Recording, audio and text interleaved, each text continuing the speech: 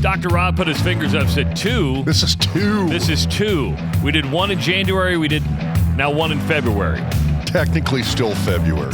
Still February. We're right at the end. You know what? The truth is we've been busy. I mean, you've been sick. You've had a bunch of stuff going on. I've had a bunch of stuff going on.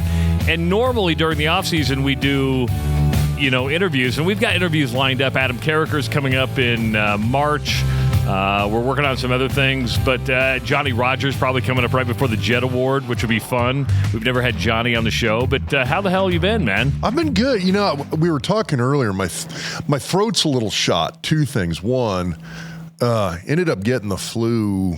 I don't know, probably about 3.5 weeks or so ago. So it was a little while ago, but just kind of have that little lingering, kind of kick my ass rundown thing going on. But then I went, we had state wrestling this past week, girls and boys, and I had the opportunity to be a mat side commentator. So during the matches on one of the locals, I say it's a national streaming sports network, NHFS. It's like National High School Federation of Sports or something like that. But they do a lot of sports streaming. So let's say Nebraska high school football playoff games. Yeah. All get streamed on the NHFS or NFHS, whatever it is. Whatever acronym it is. Yeah, whatever acronym it is gets streamed on that platform. So, the wrestling matches at state wrestling here in Nebraska get streamed on that platform. And so they have mat side commentators basically doing play-by-play in color for all the wrestling matches. And wow. So you're a professional now. Let's not get carried away. It's purely volunteer, but you didn't get paid for that? Nah. You got to get paid for that. Did they ever have to tell you to shut up? Because, I was worried about you just, rambling. Well, no. So I mean, it's kind of a play-by-play more than anything. Okay. So you're on there watching the matches, and I mean, it's basically like so-and-so from Kearney working the 2-on-1 while the kid from Fremont has the collar tie going, and there's a really great single leg takedown by Kearney. He's up by 3 points now. I mean, it's that kind of thing. Okay. Now, did you do it for both boys and girls? Yes. Okay. So we never talked about it much, or if any, on the podcast. But we kind of never really came up. Yeah. So I got a lot of text. You touched on it one time, and you diverted, and I diverted. Can we talk about it now? Yes. Because I got a lot of text wondering where your daughter Piper was. Yes. She was a medalist for, I think, 3 years. Yeah. So 3-time state qualifier, 2-time medalist, and everybody was like looking for her name in the newspaper, and nobody could find it. It's because she didn't wrestle this year. So. She did not. So had a ACL tear last fall. Okay. Playing powder puff football, right? Well, so charity flag football game, and it was a freak thing. It was completely non-contact. She was running down the field and said all of a sudden felt this pop. And was just like, what the heck was that? Came to the sideline, grabbed her phone, texted me. She's like, I think I just blew out my knee. And I walked down to the sideline. Bunch of parents are there. It's a fundraiser. So I go down to the sideline and I'm like, what's going on? And she tells me that. I'm like, okay, what you say you're telling me you felt does sound like an ACL. So we headed over to a pretty good hospital. I do. So we headed over to Ortho, Nebraska, and saw the PA there, and it's kind of did a couple of tests. They felt like that was probably what it was. Got an MRI the next day, and sure enough, there it goes. Did you have to play, part physical therapist, part psychologist during the wrestling year? Or did she take it pretty good? Oh, man.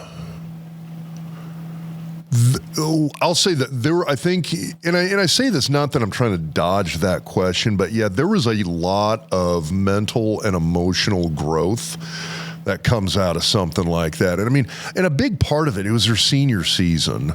She goes to Omaha Westside. Westside was a contender for the state title. Got runner-up, right? Got runner-up. So last 3 seasons, 2 runner-ups, 1 state title. So they've always been there in the mix, right there at the top 2.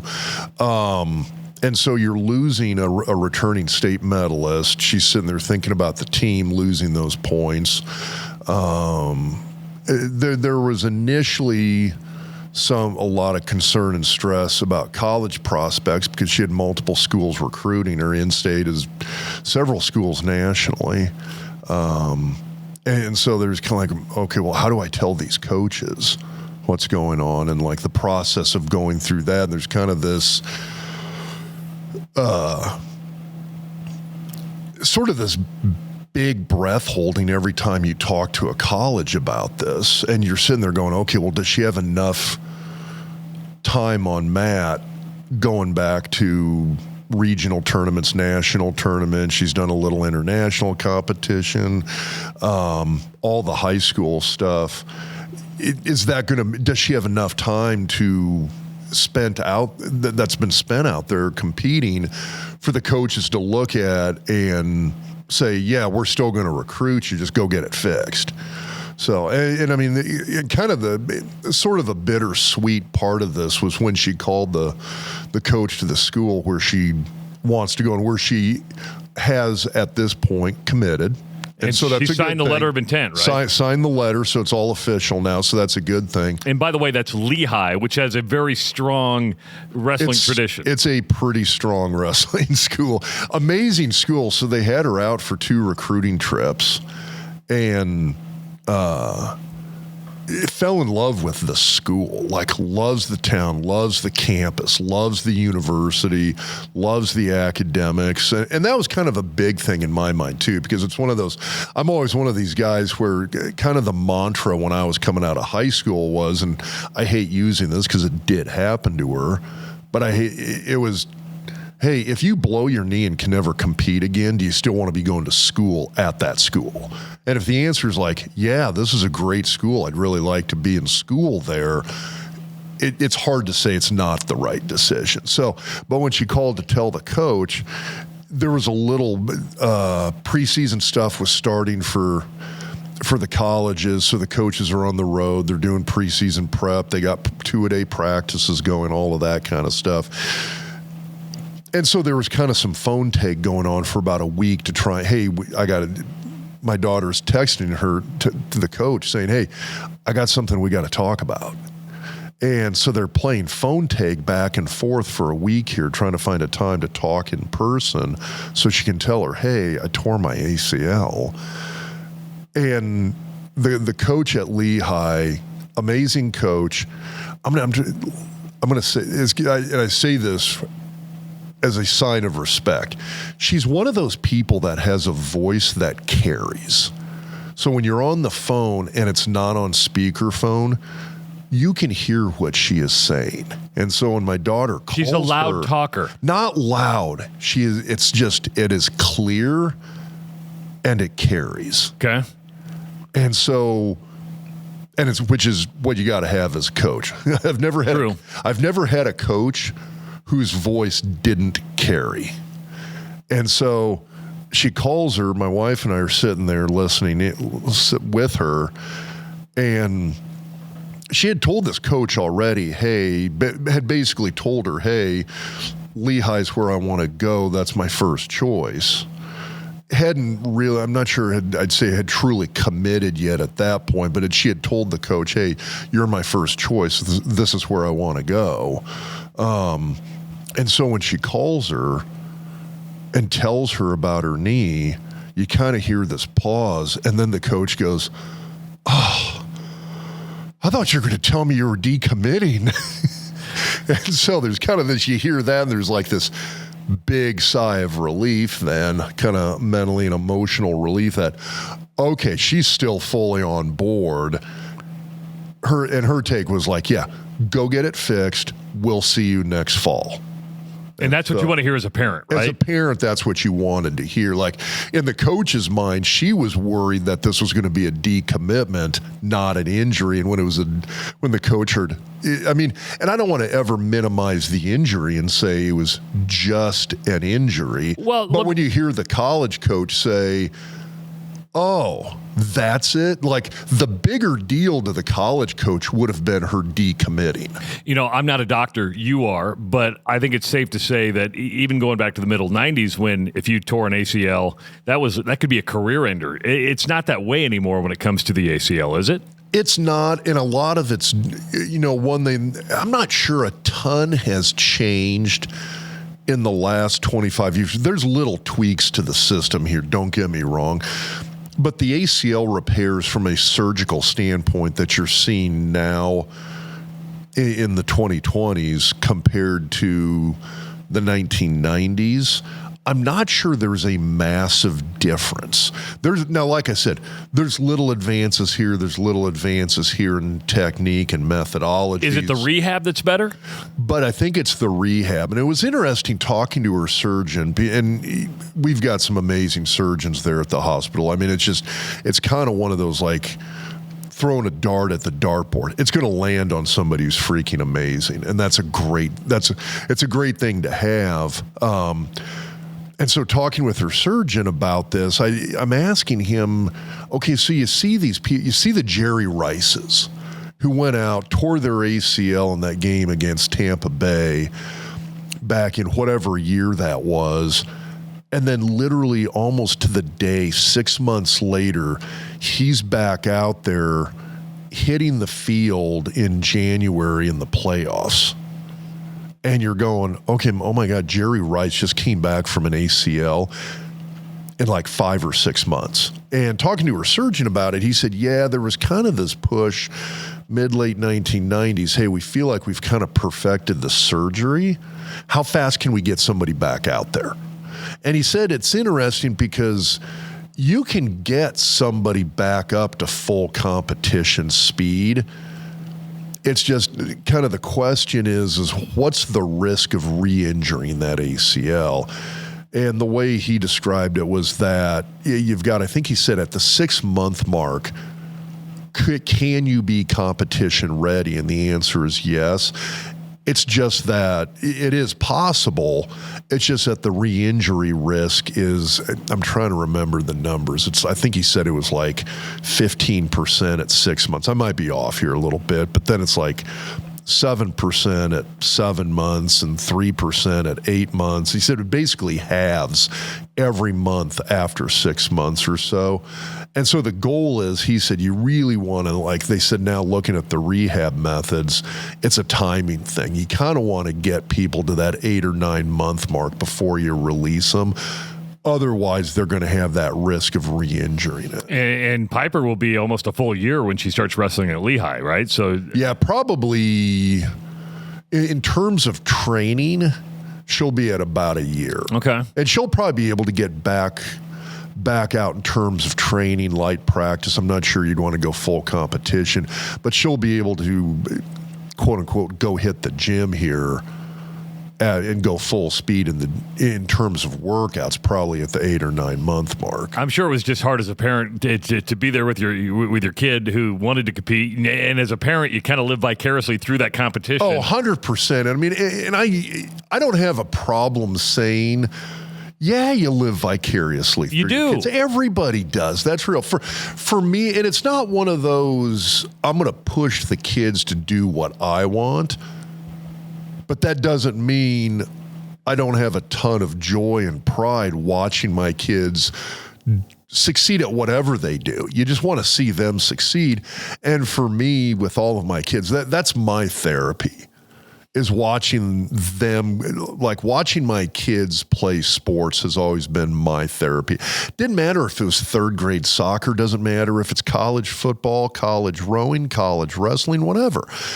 That's my therapy. And so all of a sudden that's gone. Like, all of a sudden there's this thing that's not there. And so it's heartbreaking because your heart's breaking for them. And it's one of those, and she's even one of these kids who, as much as she wants to succeed, the bigger thing, she just wants to be out there competing. It's just being out there doing it is where the joy is. And all of a sudden that's gone. And so, yeah, there's a psychological hit there. And I think that's for any athlete. And I think back, I mean, there was some limited times I had injuries that kept me off of the field. And it was mostly in high school. And I lost a big chunk of my sophomore year in high school football because of shoulder injuries. And after that happened, I kind of told myself, this is never going to happen again. I'm never going to miss time ever again. And it was because I could not stand that feeling of being on the team, on the sideline, not suited up, not playing. It was just absolutely brutal. And I told myself that's never going to happen again. And it didn't happen again until I was in the NFL. And then it turns into, there's kind of some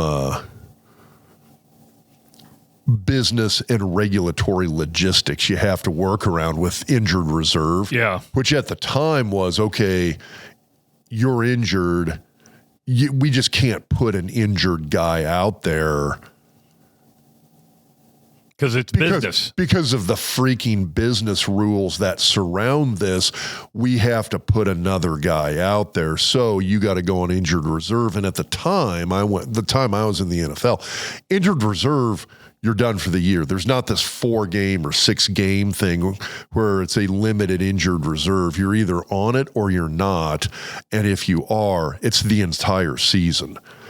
So I lost all but training camp and maybe one regular season game from the 98 season going on injured reserve. And when did you retire, 99? So I went through training camp, and I think, I'm trying to remember, it was like one regular season game again in 99, got cut, and that was the end. You know, not much happened in my life. I can tell you that Owen is going to become an uncle, which means I'm going to become a grandpa.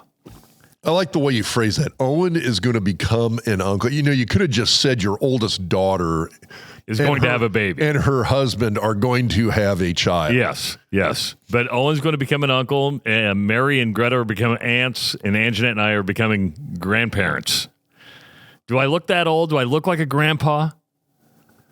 No, I honestly, no, you don't, and that's what always hits hard with this stuff. No, it's she made the public unveil yesterday. She was in New Orleans for Mardi Gras, and nice. She had a shirt with a king cake on it that says "I have the baby," and so Which, by the way, that was awesome. Yeah, it was a good way to do the reveal. So it was, and the only other thing that happened in my life, which, by the way, it's my kids who saw this and told me, because I texted you. Because you're not on Facebook, because I only put it on Facebook. Well, I'm okay. Oh, I didn't. No, I put it on Twitter too. So I missed it on. Well, I'm sitting at the state meet, and all of a sudden I'm sitting there with Piper. We're watching the guys going through at finals yesterday. And all of a sudden, Piper like hits me and holds her phone over to me, and here's that photo, that post, and so, which actually I think she follows Abigail on. That's probably where on she Instagram. Saw it. Yeah, and so I think that's where Piper saw it, was on Instagram. All right, and so like I saw it from Piper, and then like, I don't know what, like half an hour later, Ryan texts me. He's like, hey, Travis going to be a granddad. So little baby Turner coming end of July, first part of August, going to be a baby girl. We're not ones to find out the gender, but she got on like her, because everything's done on the internet now. Yeah, you can get all on your medical records. And it popped up like Turner girl. So she did not want to find out, but it just and it was just boom. It was just there. booming right in front of her. So so we're going to be grandparents. The other thing that happened, and if you listen to the Doc Talk podcast on a regular basis, we'd love to have you join us. I left iHeartMedia after 14 and a half years of my job in Des Moines. And Ross Peterson and myself started an online radio station, much to the help of Owen, because it would not be happening without Owen. Owen fixes everything. He fixes everything. He looked at me the other day and said, I don't want to be an audio engineer. I said, you're so good at it, though. You're really, really good at it.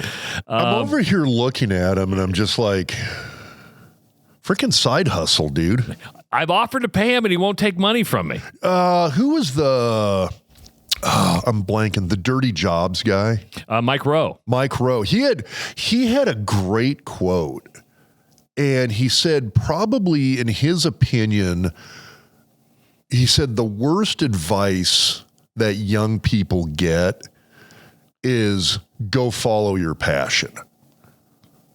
go do what you're passionate about. He said that's the worst advice. He said from a job standpoint, that's the worst advice you can get. I don't know if I agree with that. And so he said and then the follow-up question was, well, what's the best advice? And he goes, go do what you're good at. Well, that's true. But sometimes your passion and those correlate. And if they do, total win-win. But it always kind of made sense to me because he said if you're good at something, it's probably going to be you're probably going to have a job then doing that's at least reasonably tolerable. But if you're really good at something, you're probably gonna like it at least a little bit, even if it's not a passion. But he said you're gonna have enough success at it, you can go fund your passion. That's true. That was his logic. He said, go do what you're good at, make money, fund your passion, and make that your hobby or make that your side gig. Which I'm looking at Owen and I'm just like, dude, you're really good at this stuff. He just shrugs his shoulders. Go do what Mike Rose said. Go be an audio engineer, dude.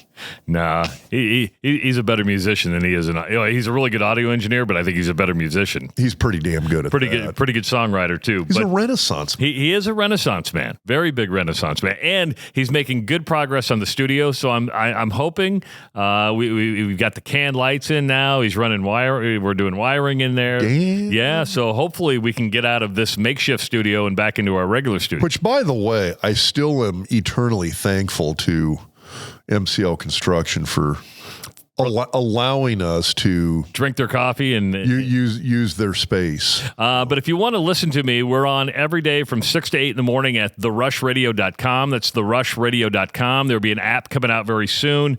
And if you like morning sports talk with entertainment, life, and just think... How do you do an app? A very complicated process. They make it sound like it's going to be easy, but you have to do like some production, send it to Apple for approval, send it to Android for approval. So we're waiting on all the approvals right now. It's probably the Apple one will come out first, and then we're doing some testing on the Android one right now. So when you set up an app like this, what's the time frame? Like if you kind of, I assume you've got somebody who does some kind of computer programming. Well, we're using a company based out of the UK, and they kind of do all the back end stuff, which is really nice.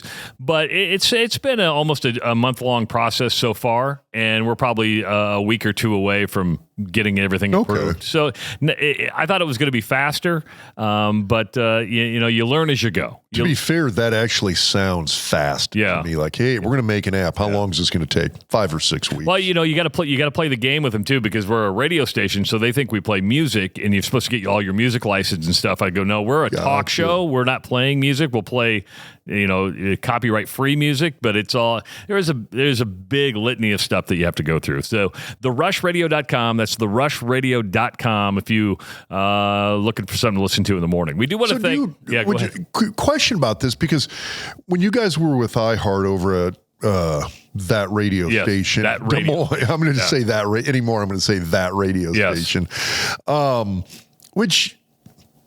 Nothing. I wouldn't say it was their fault, but it was iHeart as the overall. Oh yeah, the company's about broke, so they just started laying everybody off. I mean, they're the largest media company in the world, but they have like $5 billion worth of debt, and so that's a fair amount of debt. Yeah, they laid off Ross. No, they didn't lay off Ross. They fired Ross in November, and they kept me, which made 0 sense because Ross lived in Des Moines.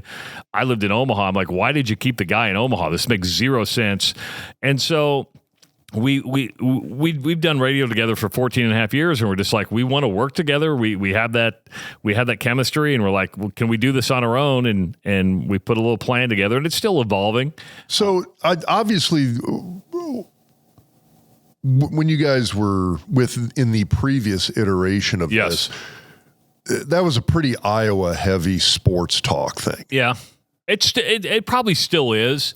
Are you going to expand that and kind of do a little bit more on the Nebraska side? I mean, because it's not like you don't know Nebraska sports. No, you that's could true. Split this out and have discussions about stuff we're going to talk about today, like spring games in Tennessee.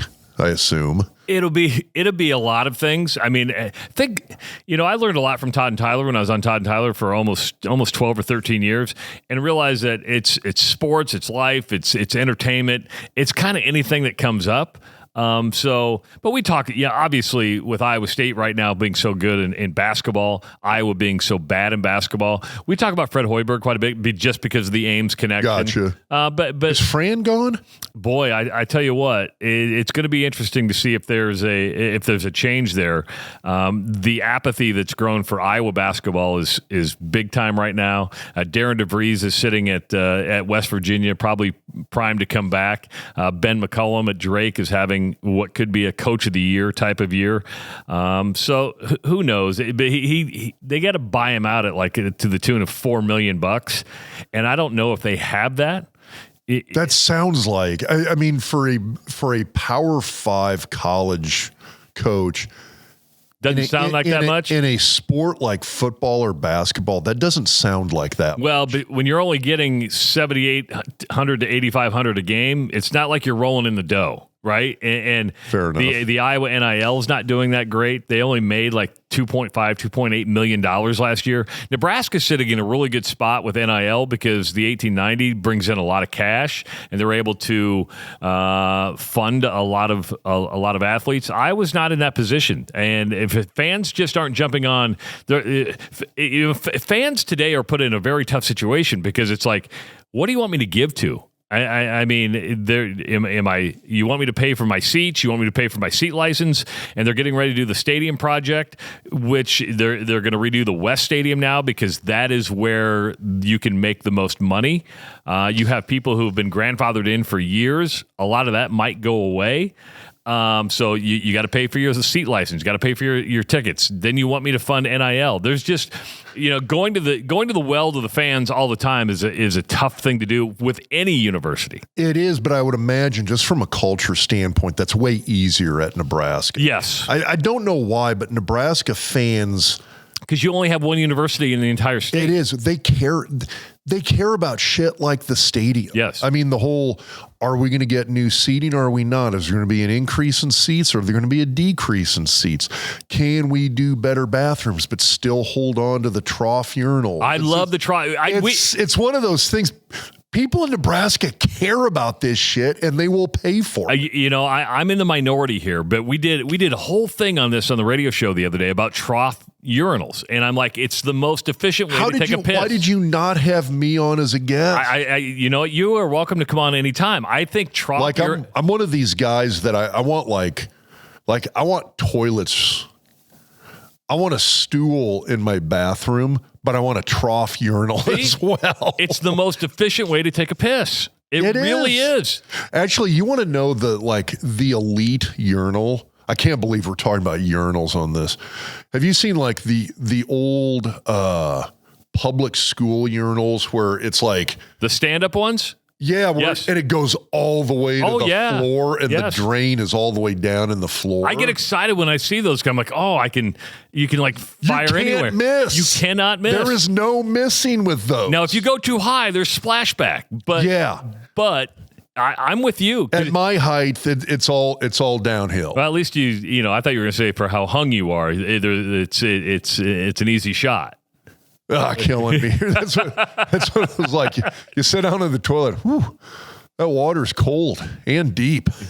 But yeah. My God, we just degenerated yes. here. And we're not even drinking. We're drinking coffee is what we're drinking. But when the new studio gets done, we're going to have a nice little refrigerator in there. Are we going to have a trough urinal? Well, I don't know. No, probably not. Okay. Probably not. Anyway, okay, so let's get back on track here. The key thing is, though, people in Nebraska care about a lot of these things that they want to win. They do, but they care about the freaking minutia of this stuff, and they'll pay for it. And I don't hear that discussion amongst my Iowa people. And there's no argument there. There's two different philosophies when it comes to there. Plus, you have, 3 major universities, 2 major players in Iowa State and Iowa. Iowa State keeps its We Will collective on a much quieter note. They just work behind the scenes. They do fundraisers. And Brad Heinrichs, the swarm director at Iowa, is constantly saying, please give, because they want to be competitive, but they're nowhere near where Nebraska is. Not even close to raising the money that Nebraska is. Hey, we do want to thank our good friends at Gdefy for being a big part of the Doc Talk podcast. Gdefy shoes are what Dr. Rob is wearing, what I am wearing, and we want you to wear. Right now, if you go to gdefy.com, that's GDEFY.com, look at the wide assortment of shoes that they have and make your pick. And at checkout, on an order of $100 or more, put in the code DocTalk50 and get, I believe, $50 off your next order of Gdefy shoes. They're comfortable. We've gotten a lot of good feedback on YouTube and Twitter of people who've been buying the Gdefy shoes, and we cannot encourage it more. I wore them down in Santa Fe. I'm going to Italy later in March. I'm gonna bring my Gdefys because I got to walk all over the place, and there's no better shoe to walk in, especially when you get to be Rob and my age. Grandfather. Yeah, I'm a and I have no problem. And you're going to learn more about Gdefy shoes later on in the Doc Talk podcast, as we're going to bring in the inventor and the owner of Gdefy either next week. And just how do you start a shoe company? I mean, that's really. What made you want to do? Yes, this? What made you want to start? You want to know what? Passion versus what you're good at. Well, you're probably right. He's pretty good at making shoes. The big news to come out of Nebraska this last week was the cancellation of the Tennessee series, which was supposed to happen in 26 and 27. Now, Troy Dannon said that, hey, the stadium's going to be under construction, which is going to lower seating capacity, and they need 8 home games. I totally understand the philosophy behind it, Rob, but the truth is the fans are getting ripped off here. The fans are getting ripped off because I think fans want – you're going to play Ohio and Northern Iowa. You would rather play Tennessee 2 years in a row because you're playing a brand name in Tennessee. You are. See, the thing is, though, we can't go from a discussion real quick there about NIL and costs, and then all of a sudden, yeah, it doesn't matter with this. They got to pay the bills. I said that. I understand why they're doing it. Yeah, it's now. Does it suck for the fans from a viewership interest standpoint? Yes, I agree with that. At the same time, though, too, you can't deny the fact that the economics say you have to do it. 100%. Now, get it. Here's the other thing about it that doesn't get talked about all that much. So this series originally got booked in, I think it was 06, 07. And they were supposed to play in 16 and 17. They decided to back it up 10 years. 2013, Tennessee came to Nebraska and said, hey, due to this, this, and this, can we push it back 10 years? Nebraska said yes. We pushed it back 10 years at Tennessee's request. But it was a pushback. It wasn't a cancellation. It wasn't a cancellation. Nebraska went to Tennessee, and the initial request was, can we push it back again? We've got this, this, and this going on. We need to get, excuse me, don't inhale coffee. There's that influenza A. I got the coof. Nebraska went to Tennessee and asked them to push it back again, basically saying, hey, economics of it, we need revenue those 2 years. We got to put an 8th home game in. Can we move the series back again? Tennessee said no. So then you look at it and you go, and this is how much a home game means. We said yes. They're willing to pay $1 million buyout. Yeah, which $1 million is a lot of money, but you're still going to make more than paying the and money. it's more than $1 million. So so it's $1 million. So it's a $500,000 buyout for the 2 games. I thought it was $1 million. Well, either way, you're looking at $1 to $2 million for the buyout. You're looking at probably another $2 million for, was it Miami of Ohio and Northern Iowa to fill those spots. So there's another couple of million. Are you going to make that up with 2 home games? And the answer is yes. More than making it up for those 2 home games. It's a big profit move by Nebraska to spend those millions to make more than that. So, but the bigger thing is here that I think nobody's paying attention to. Nebraska tried to accommodate Tennessee a decade ago, and Tennessee did. We asked Tennessee to return the favor. Tennessee said no, and then turns around and has all of their media push out, Nebraska's ducking us. I would say, and I'm not saying Tennessee told their media to do that, but that's the mantra coming out of the Tennessee, the media that covers the SEC, is that Nebraska's ducking a game. We didn't duck a game. We asked them to return the favor. They said no. Well, let me take Tennessee's side here, and I don't know what. Now, keep in mind when you say take Tennessee's side, keep in mind that also means you got to take Nebraska's side back in 2013. 100%, and they pushed it. No, just in where I think they're a little upset about. And I think it would have been nice if Tennessee would have slid the game 5 years maybe, or whatever that would have been. All I'm saying is Nebraska, if it was known it was going to do this, had time to kind of put its ducks in a row, find Ohio, find Northern Iowa, because those were signed pretty quick. Tennessee's going, holy shit, we got to go find 2 games now. And so Nebraska's worked maybe behind the scenes to find games to replace it. Tennessee now has to go find games for 26 and 27. They'll find them. Yeah, it's going to happen. Yeah.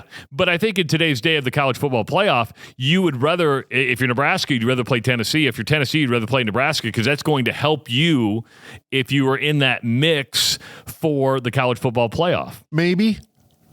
I think it would. I think a win over Tennessee or a win over Nebraska looks better than a win over Northern Iowa. Okay, I'll give you that. But at the same time, too, look at the SEC scheduling.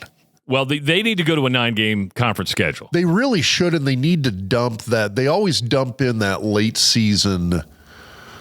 It's like a 7th-inning stretch game but you know what? They always put in every year, and it's always against some FCS team. More power to them at this point. I mean, I know people get pissed about it, but I'm like, that flies in the face of every argument you're making. No, I want them to play 9 games, but with what they're doing right now, I don't care when they play it. I mean, I go, that's actually kind of smart, is that, week 10, let's go play the Sisters of the Poor. Okay, and I just, it's because they still have. It's pretty. I mean, you see the occasional Alabama, Michigan game. You see the occasional LSU, Florida State. Well, you had Texas, Michigan this last year. Yeah. I mean, they always have a marquee non-conference matchup, but it's not everybody. For the most part, it's a couple ho-hum non-conference games plus that late season FCS. It's sort of a built-in bye week for them, essentially. And that's why I kind of like it where it's at. But my first choice would be go to a 9-game schedule. And I think they will once the 2026 college football playoff comes out. I think when that starts to change, they're going to have to go to a 9-game conference schedule. And I think the Big Ten's going to have to do the same thing. Or are they already? They're already on a 9. They're at 9 games. I wouldn't mind seeing 10. I'm kind of with you. If you're going to do a 12-game regular season, do 10 conference games. And I say that because when you look at the Big Ten currently, when you added in Washington, Oregon, USC, UCLA, all of a sudden now you've got these interesting conference games. The schedule is, that are high profile. Yeah. Do you get fired up about Purdue? Do you get fired up about Illinois? Not really, which I shouldn't say that because Nebraska barely beat Purdue and lost to Illinois. We lost to Illinois. So I gotta be careful with how I phrase this here. But I mean, when you've got potential schedules that you could fill with Michigan, Penn State, Ohio State, Washington, USC, UCLA, Oregon. That's an interesting freaking schedule. Freaking load it up. Let's do 10 Big Ten games.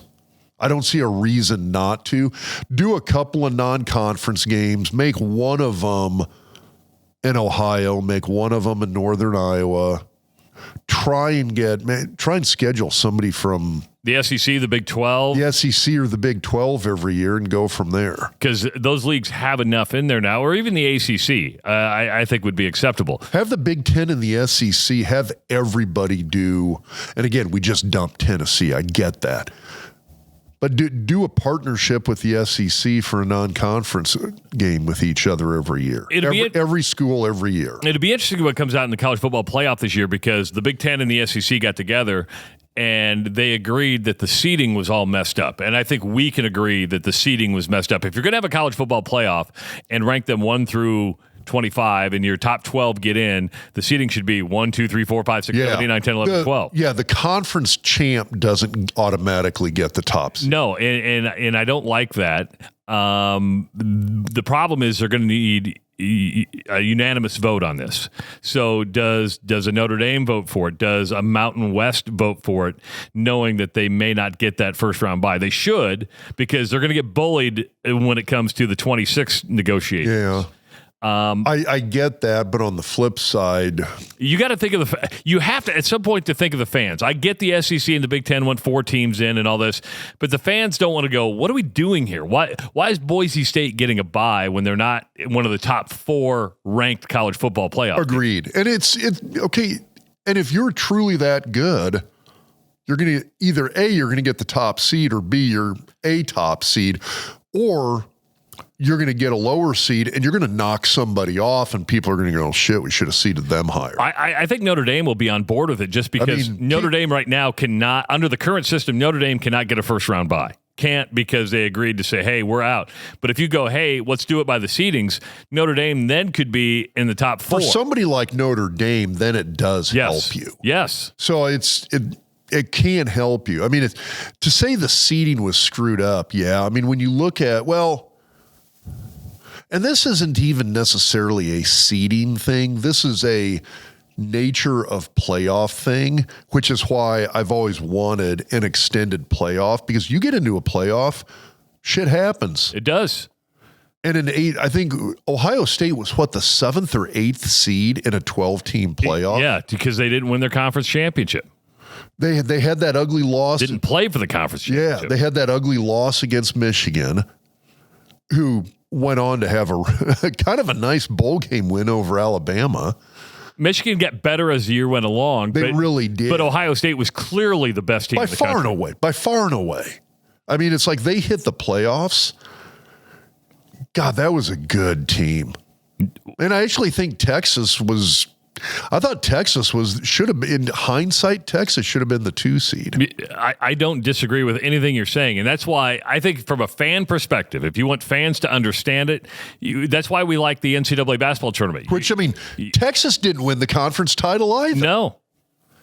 So, yeah, I mean, arguably the 2 best teams in the playoff were not conference title winners. And that includes Big Ten and SEC conference champs. Yeah, make it simple. And they want to expand to 14 teams for this next year, which I think would be great. More teams, the better. Just go to friggin' 16. I don't disagree with you. It's stupid. I think you're going to see 16 in 2026. I think when the new contract comes out, you're going to see 16 teams, which is a better overall experience. I loved the home games. I know some people didn't. I loved it. Dude, I think the home games were money. In my opinion, they need to go 2 rounds at home.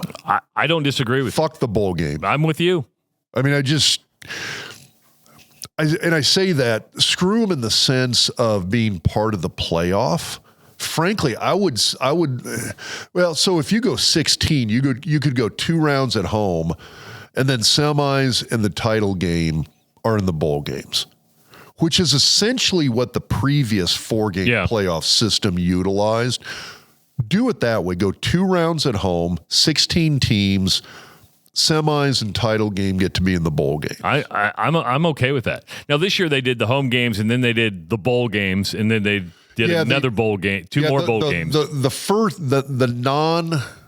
They utilized 6 bowl games. The round of non-bye teams, the teams that didn't have a bye, that was home games. I want to see 2 rounds of home games. 16-8, 8-4.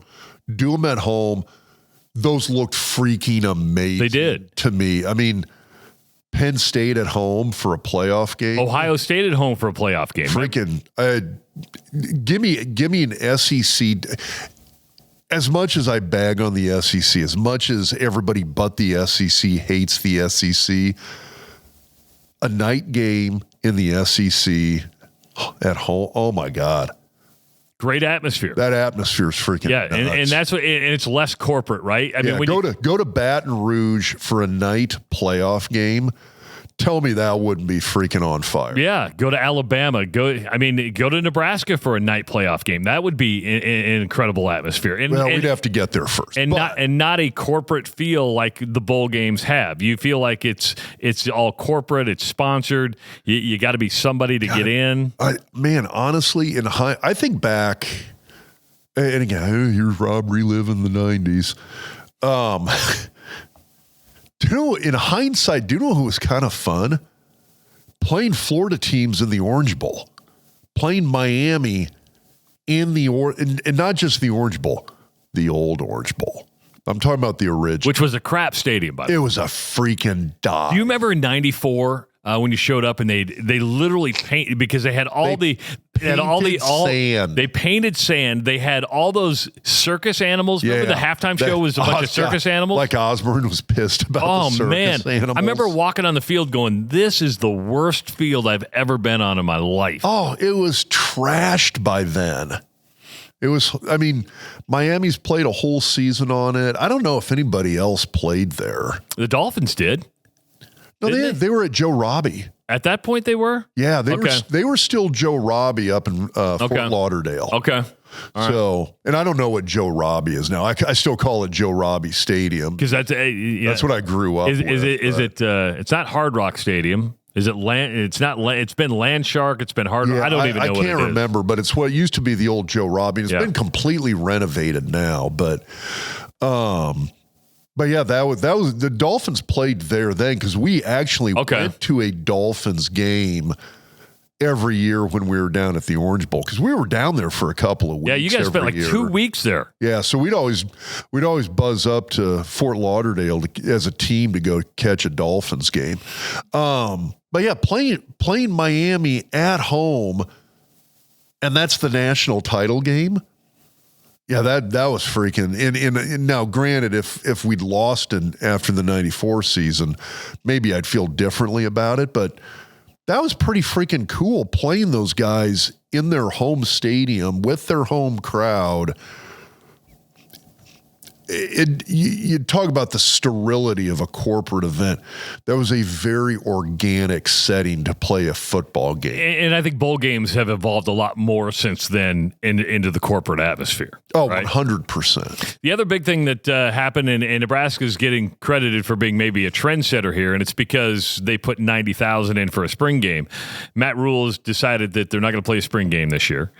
And I think NIL has a lot to do with this, because you'd have other teams watch a spring game, come in and poach players, say, hey, we'll throw a bunch of cash at you, and people enter the transfer portal. And that's kind of been what I think the biggest reason, because you mentioned being a trendsetter. I think the spring game, it's going to they're going to be dying off like flies. Well, to be honest, they're not a trendsetter. They're a trendsetter with people and teams that put fans into the stadium. Yeah. Iowa hasn't had a spring game in years. They would just go through basically mild workouts, wouldn't show anything, just run people through the motions, kind of like some OTA stuff. But Iowa only put 10,000 in the stadium because they opened it up for free. Nebraska would literally put 90,000 in. And Nebraska would do it as a full dress rehearsal for a regular season. Put it on game. Big Ten Network. Band, cheerleaders, dance team, concessions. It was people tailgating outside. It was the works. And that kind of sort of exploded. Actually, God, it was like during the Callahan era. Well, I always remember, even in the 90s, when I was covering the team, because I remember it was still a big deal to play the spring game.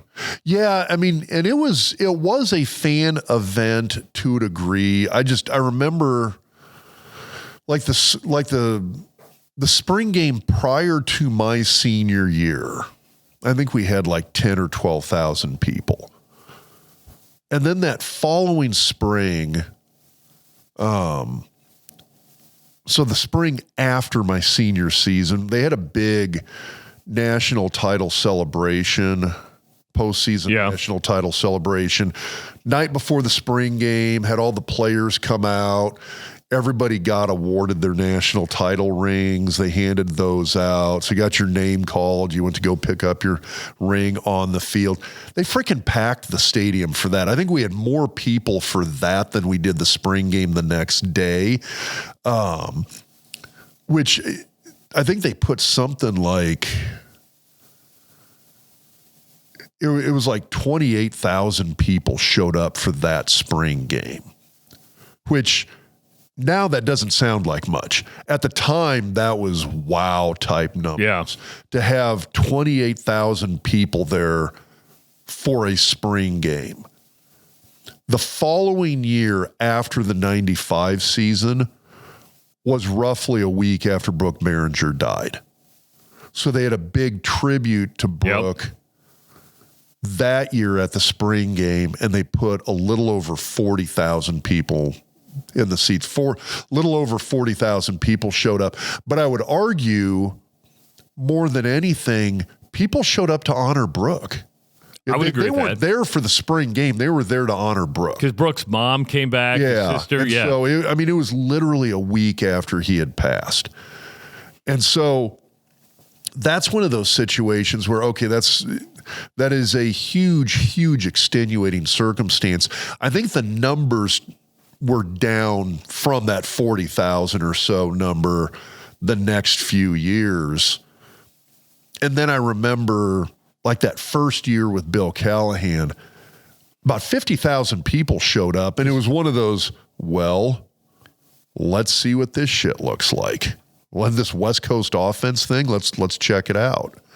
And then it kind of kept growing from there. Because they saw the possibility and the money that could be made. But again, it's changed, and Texas has followed suit. Just said, hey, we're not going to play a spring game. And I think Ohio State was one of the first big dogs to cancel. I'm pretty sure Ohio State was the one that canceled, and all of a sudden Nebraska looked over at them and thought, might have a point here. Now, the nice thing about the spring game is that it was good for the fans. You could get close to the players.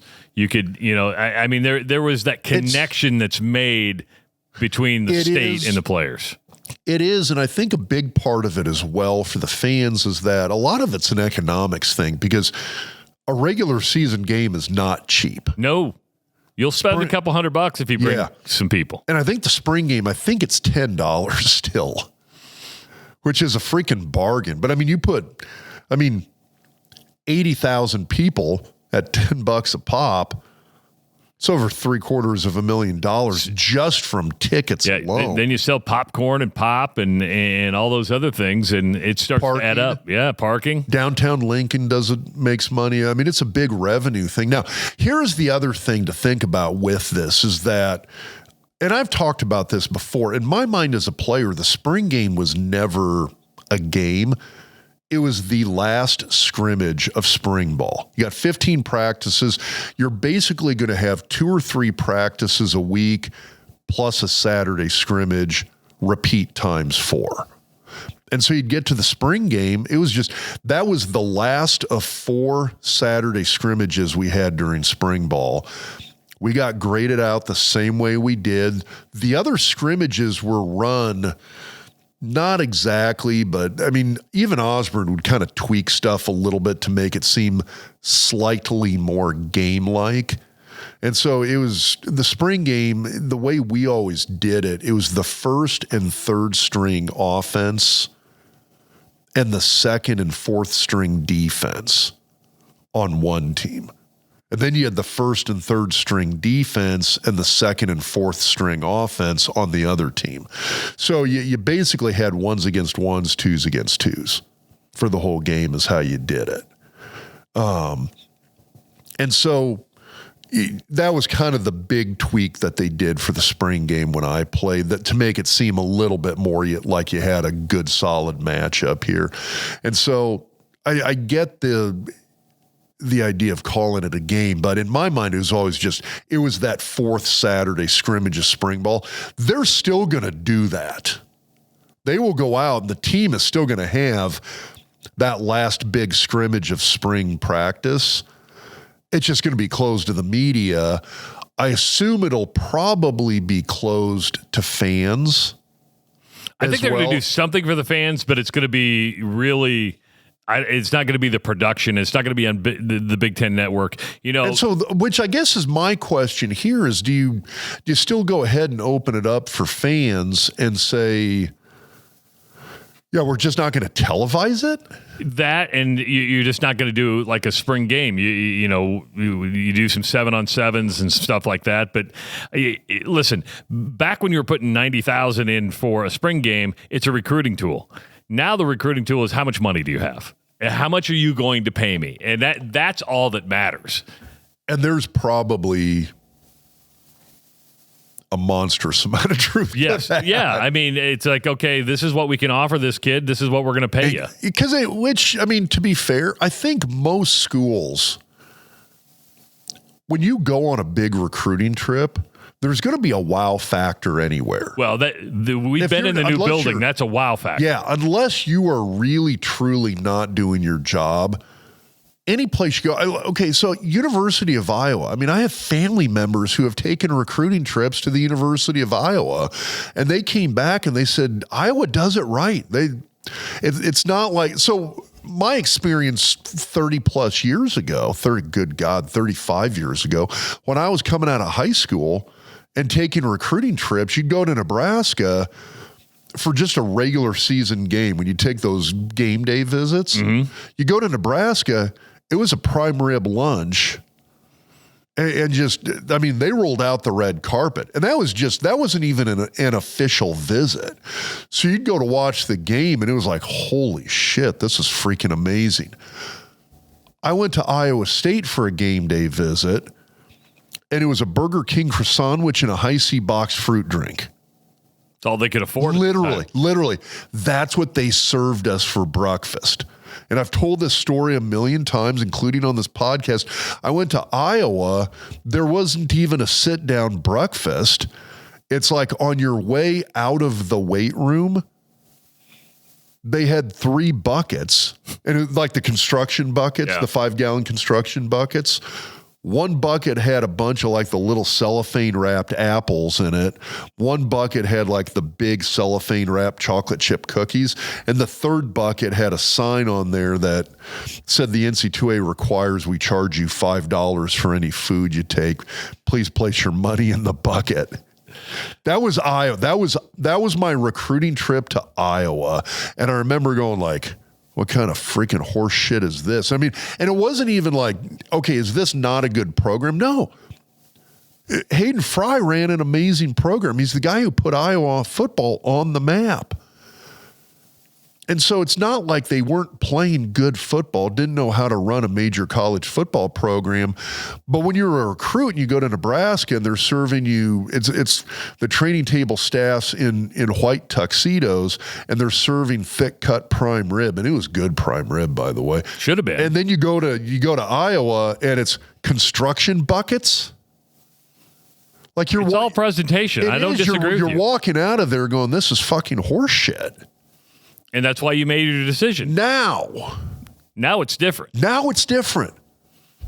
Like I said, I've had the family members take recruiting trips to Iowa, and they walk out of there and they're going, okay, that was for real. This place is doing it right. And I've talked to a lot of people. We talked to Damon Benning. His kid took recruiting trips to Iowa. Caleb went there and saw it. Damon told us, he goes, that Iowa was tough to turn down. And he said it was when you went there on a recruiting trip, wow. So Iowa's got the wow. Even Iowa has the wow factor. Everybody has the wow factor down now. Michigan State's got the wow factor. Wisconsin's got the wow factor.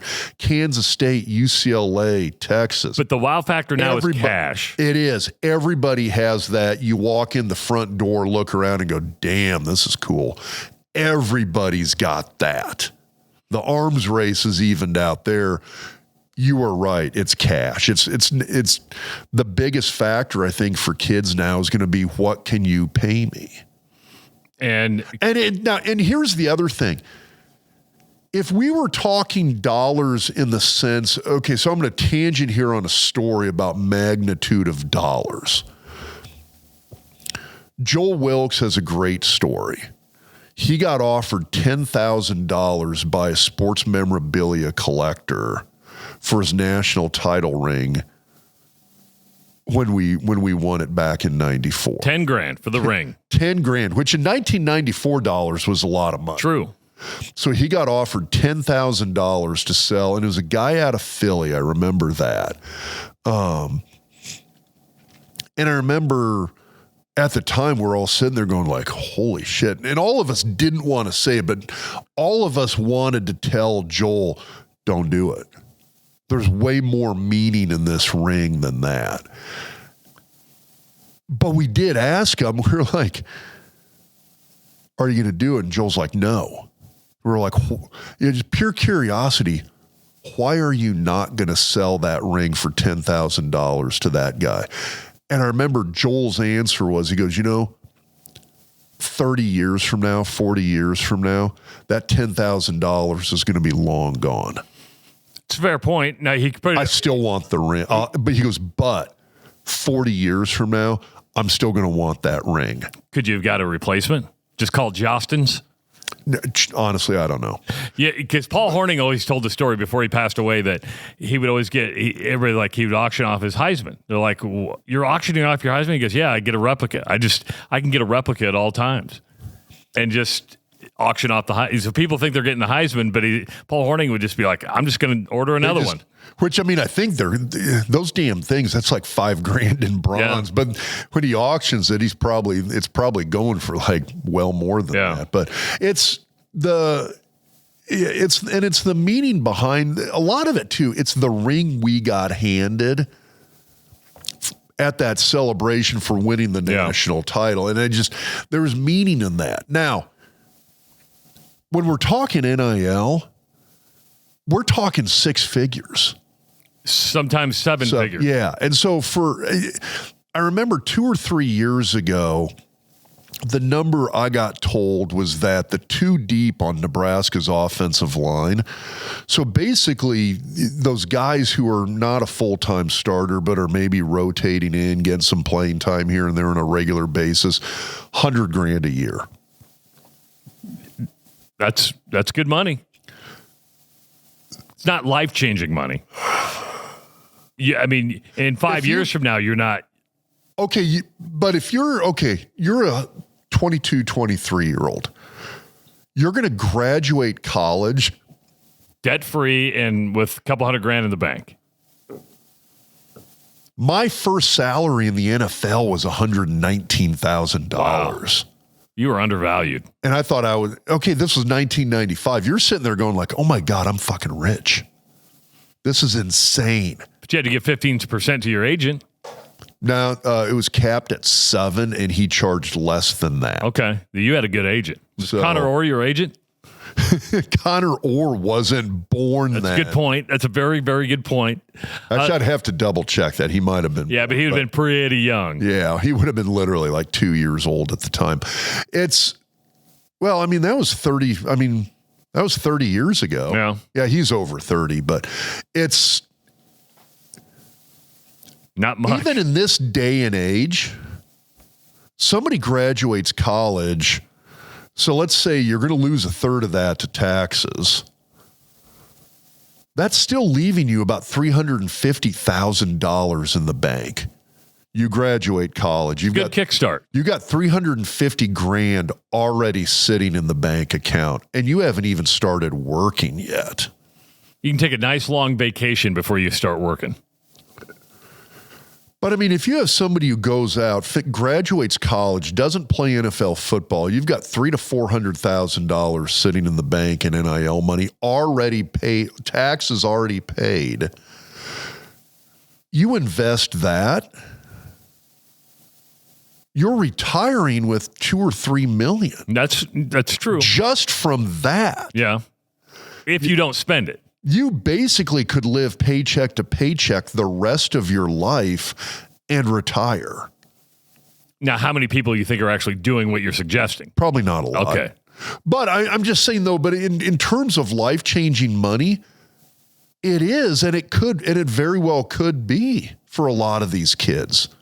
So when you're coming out of high school and you're looking at NIL, and it's like you look at Iowa and they're like, yeah, we're gonna get you for, yeah, we got you down for $28,000 a year, and you're looking at Nebraska and they're like, we can go 100.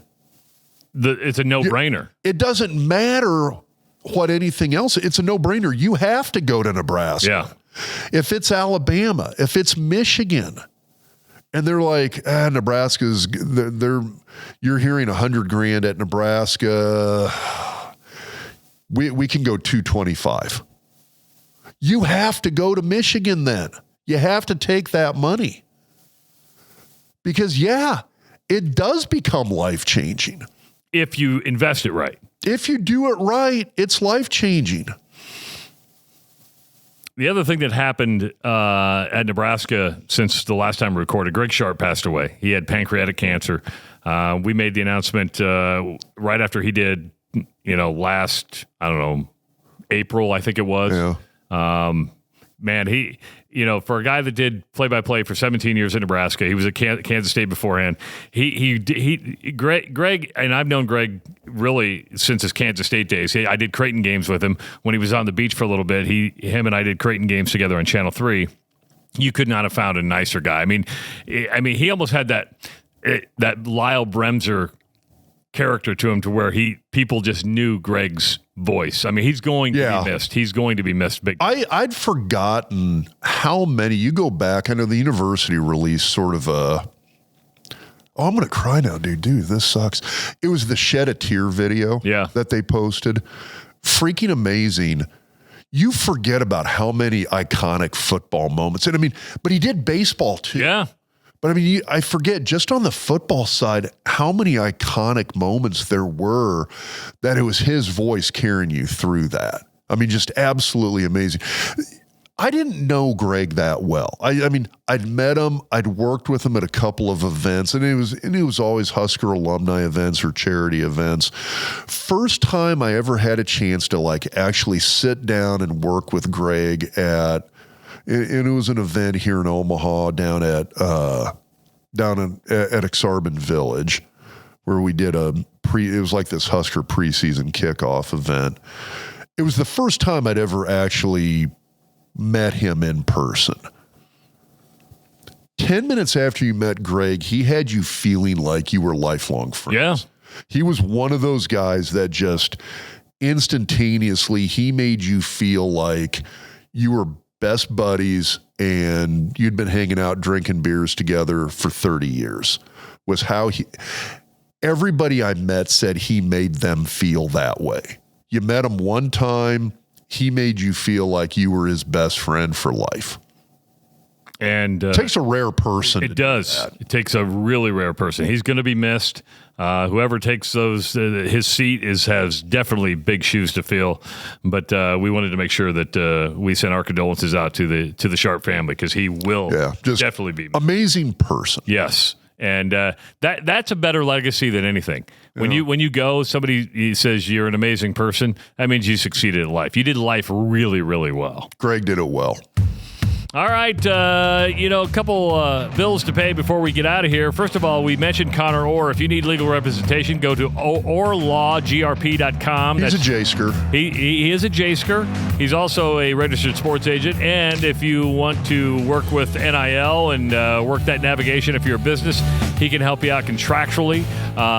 Again, but if you need litigation, if you need some estate planning, stuff like that. OrrLawGRP.com. That's OrrLawGRP.com. Our good buddy Scotty Strunk over at Husker Hounds, 2 locations in the Omaha area, the Superstore at 84th and Center. He's lost more weight than I have. I mean, that guy looks good. He looks really, really good. We're coming up at the end of basketball season, baseball season kicking off.